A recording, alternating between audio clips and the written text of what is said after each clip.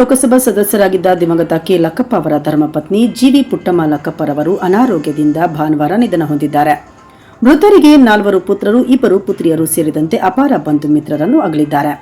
ಮೃತರ ಅಂತ್ಯ ಸಂಸ್ಕಾರ ಸ್ವಗ್ರಾಮವಾದ ಗೋಳೂರು ಹೋಬಳಿಯ ಕೊಂಡಾಪುರ ಗ್ರಾಮದಲ್ಲಿ ಸೋಮವಾರ ಮಧ್ಯಾಹ್ನ 12 ಗಂಟೆಗೆ ಜರುಗಲಿದೆ ಎಂದು ಕುಟುಂಬದ ಮೂಲಗಳು ತಿಳಿಸಿವೆ. ದೇಶದ ರಾಜಕೀಯ ಮತ್ತು ತುಮಕೂರು ಜಿಲ್ಲೆಯ ಅಭಿವೃದ್ಧಿ ಇತಿಹಾಸದಲ್ಲಿ ವಿಶಿಷ್ಟ ಸ್ಥಾನ ಪಡೆದಿರುವ ದಿವಂಗತ ಕೆ ಲಕ್ಕಪ್ಪ ಅವರ ಪತ್ನಿ ಗೌರವಾನ್ವಿತ ಹಿರಿಯ ವ್ಯಕ್ತಿತ್ವವಾದ ಪುಟ್ಟಮ್ಮ ಲಕ್ಕಪ್ಪರವರು 92ನೇ ವಯಸ್ಸಿನಲ್ಲಿ ಇಹಲೋಕ ತ್ಯಜಿಸಿರುವುದು ಸಮಾಜಕ್ಕೆ ತುಂಬಲಾರದ ನಷ್ಟ ಉಂಟಾಗಿದೆ.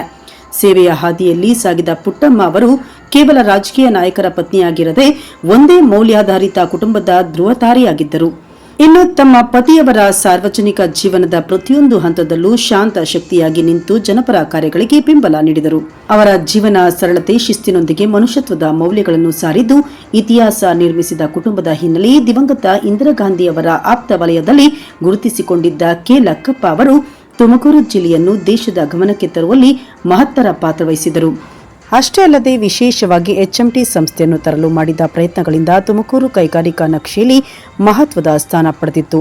ಈ ಮಹತ್ತರ ಸಾಧನೆ ಹಿಂದೆ ಕುಟುಂಬದ ನೈತಿಕ ಬಲವಾಗಿ ಪುಟ್ಟಮ್ಮ ಲಕ್ಕಪ್ಪ ಅವರು ನಿಂತದ್ದು ಪ್ರಮುಖವಾದದ್ದು.